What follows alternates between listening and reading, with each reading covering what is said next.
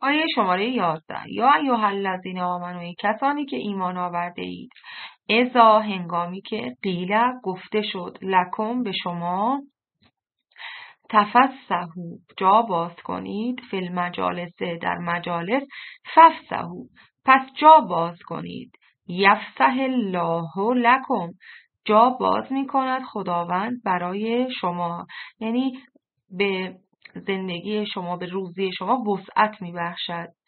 و اذا و هنگامی که قیل گفته شد، اون شزو برخیزید، فن شزو پس برخیزید، یرفع الله یرفع بالا میبرد چه چیزی را؟ درجات را، رتبه ها را خداوند.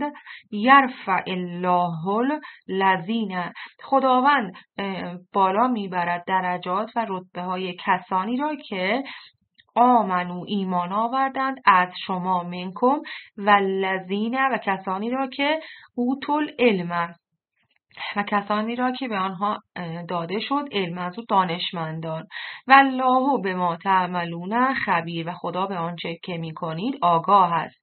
آیه 12 یا ایها الذین آمنوا، کسانی که ایمان آورده اید، اذا هنگامی که ناجیتم گفتگوی محرمانه میکنید یا نجوا میکنید، الرسول با پیامبر، اذا ناجیتم الرسول هنگامی که با پیامبر صلی الله گفتگوی محرمانه میکنید، فقدموا پس تقدیم بدارید یا بدهید، بین یدی نجواکم پیش از یا قبل از گفتگوی محرمانه خودتان، صدقه ذالک خیر لکم این بهتر است برای شما و اطهر و پاکیزه تر است.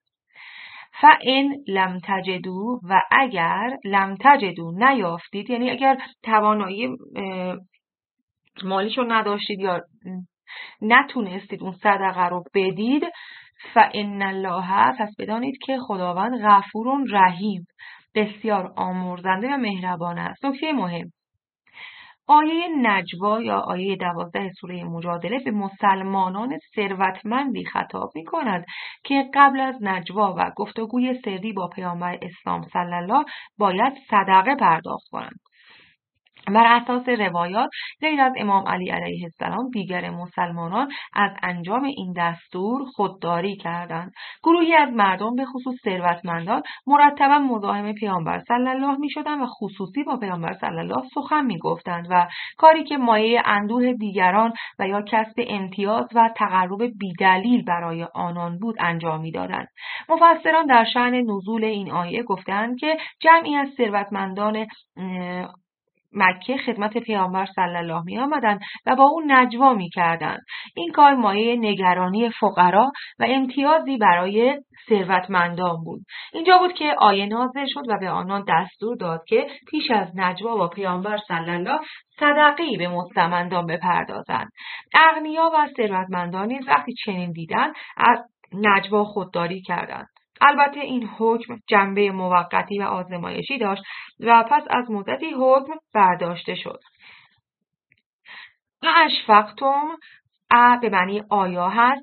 اشفقتم آیا ترسیدید شما ان که تقدمو که تقدیم بدارید یا بدهید صدقه‌ای بین یدی نجواکم پیش از گفتگوی محرمانه خود، فاذ و هنگامی که لم تفعلوا نکردید و صدقه ندادید و تاب و بخشید خداوند الله علیکم و خداوند بر شما بخشید، فاقیموا الصلاة پس برپا دارید یا اقامه کنید نماز را، و آتوا زکات و عطا کنید یا بدهید زکات را، و اطیعوا الله و اطاعت کنید از خداوند و رسولش. آتو به معنی این است که بدهید، یه فعل امری هست، مثل آتاهم الله، یعنی آتاهم داده به ایشان خداوند. و الله خبیر بما تعملون و خداوند آگاه است، با خبر است به آنچه که شما انجام می دهید. نکته بسیار مهم، اعطا با یه و اعطا با الف به معنی دادن یک چیز هست و احسان کردن آن را معنی می‌دهد. مثل انا اعطیناک الکوثر، ما عطا کردیم به تو کوثر را. عطیه و اتیان وقتی که با همزه میان اینها به معنی آمدن هستن. آتا که با یه هم نوشته میشه به معنی دادن هست، مانند آیه و آتل مال علی حبهی به معنی دادن هست و آتا که به این شکل نوشته میشه و ایتا، اینها مترادف هستن و هر دوتاشون به معنی دادن هستن. جاء و آتا در صورتی که با حرف به همراه باشن به معنی آوردن به کار می روند و در بقیه موارد به معنی آمدن هستند. آیه شماره 14.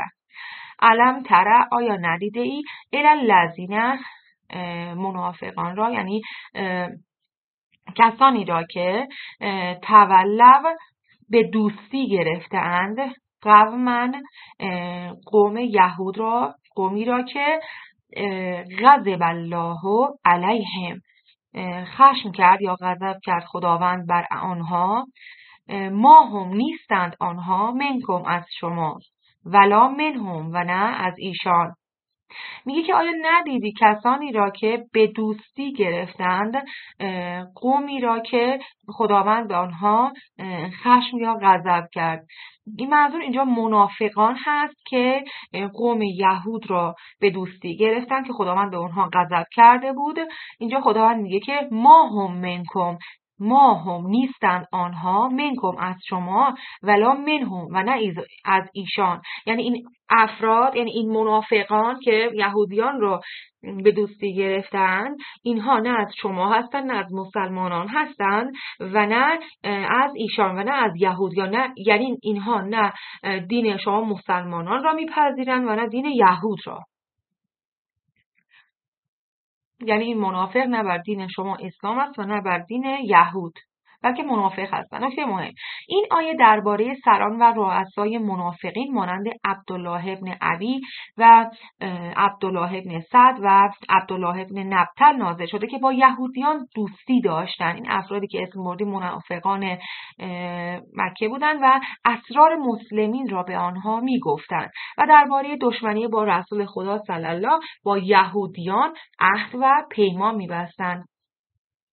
و خداوند درباره آنها فرمود ما هم منکم ولا منهم، نیستند آنها از شما و نه از یهودیان، نه بر دین شما که اسلام هستند و نه بر دین یهود.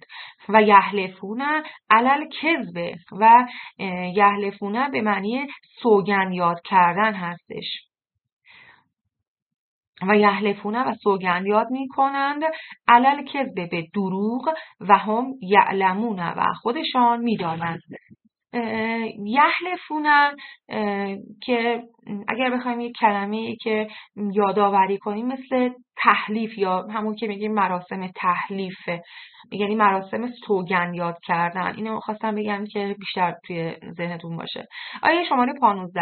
اعد الله، آماده کرده است خداوند، لهم، برای آنان، عذابا شدیدا، عذابی سخت. یعنی برای خداوند برای آن منافقانی که بر علیه پیامبر اسلام و مسلمین با یهودیان طرح دوستی میریزند، به اینها عذاب سختی رو آماده کرده. انهم، هم آنها، و به راستی ساعت، چه بد است، ما کانو، آنچه که میکردند.